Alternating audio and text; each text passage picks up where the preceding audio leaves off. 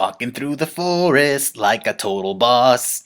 I've been previously built up to be an untouchable badass. Holy crack, whore, your arm! Shanks! Shanks, are you okay? This video has been long overdue. I realized that. Last time I made a Hunter x Hunter video was about York New City. Now before I get into the Chimera arc, I just want to state my brief thoughts about Greed Island. Greed Island is a very solid, entertaining, plot progressing arc that I think is necessary.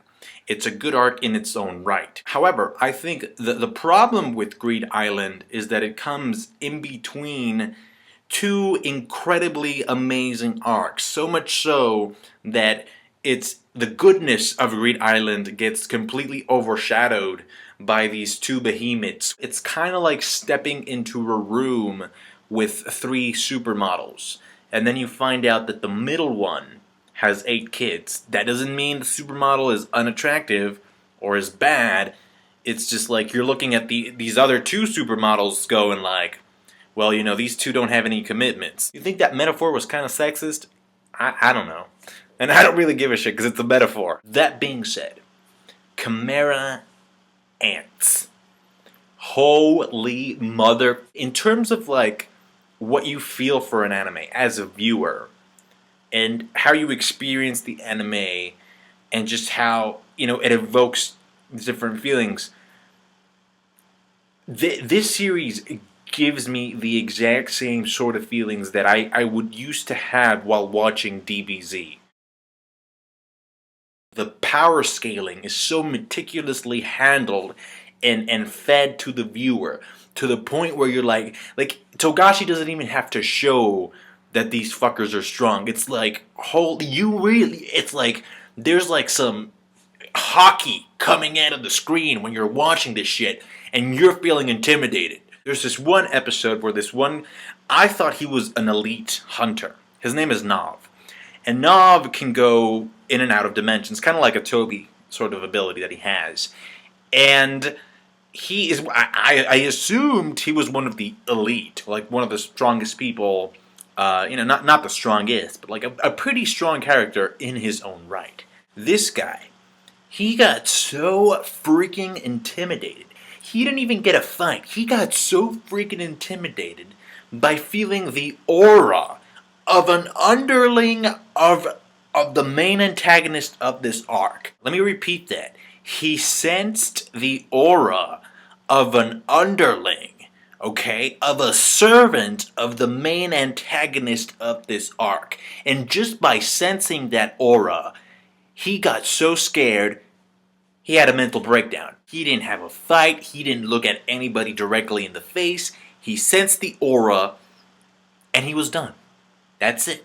That's it. Speaking of the Royal Guard, this cat person right here, yeah, she needs to go. She's dangerous, she's merciless, she's crazy, but unlike your ex-girlfriend, if you see her in real life, you're probably already dead. Now, a lot of you guys wanted me to do a live reaction to episode 85, and I'm not going to do it because, well, first of all, I was marathoning the shit out of it, and I just didn't want to do a video about that. I didn't want to make a video until I finished, you know, catching up. Kite was like, you know, there was like this very, very sentimental scene between him and the kids. He even gives Gon the card. I'm like, is this the last time you're ever gonna talk to each other? Oh shit. Well, look at that. That scene is so symbolic, that scene at the end. Because if you think about it, what do humans do with cats, usually? We put them in our lap, and we pet them. And this is kind of the same, except the cat is doing the petting, and the cat is a severed head. But my favorite moment out of that entire episode is when Killua knocks Gon the fuck out.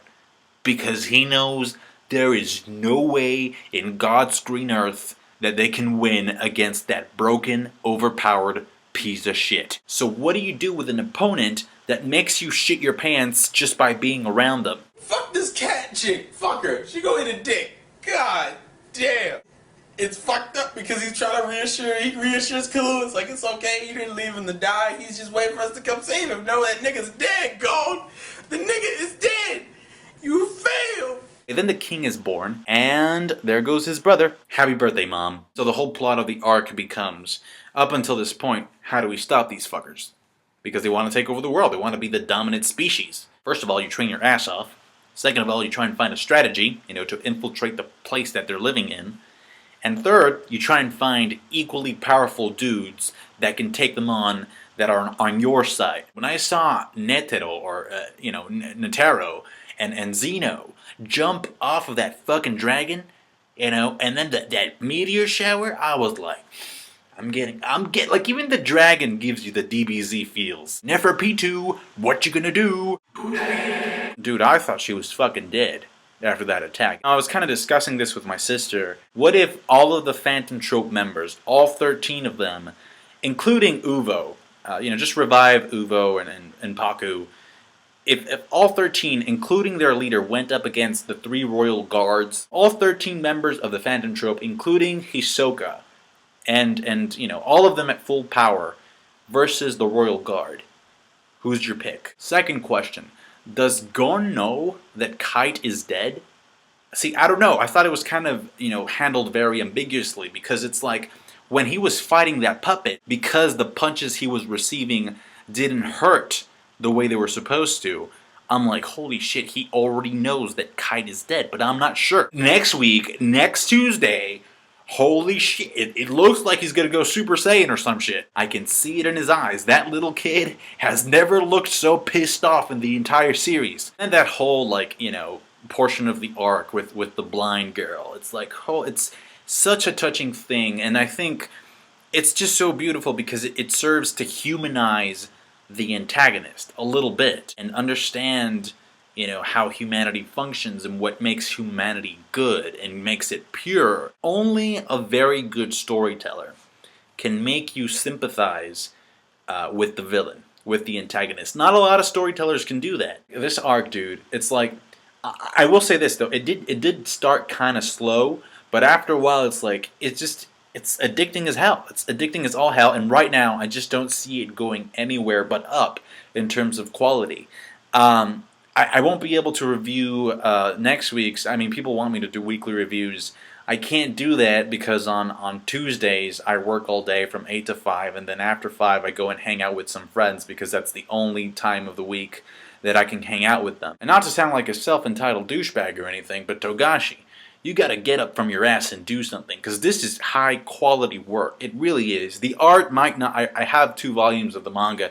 The art is not the fucking best, and that's an understatement, but the anime, the story, just such a great piece of work. It really is. Thank you for watching, guys. Comment, rate, and see you next time.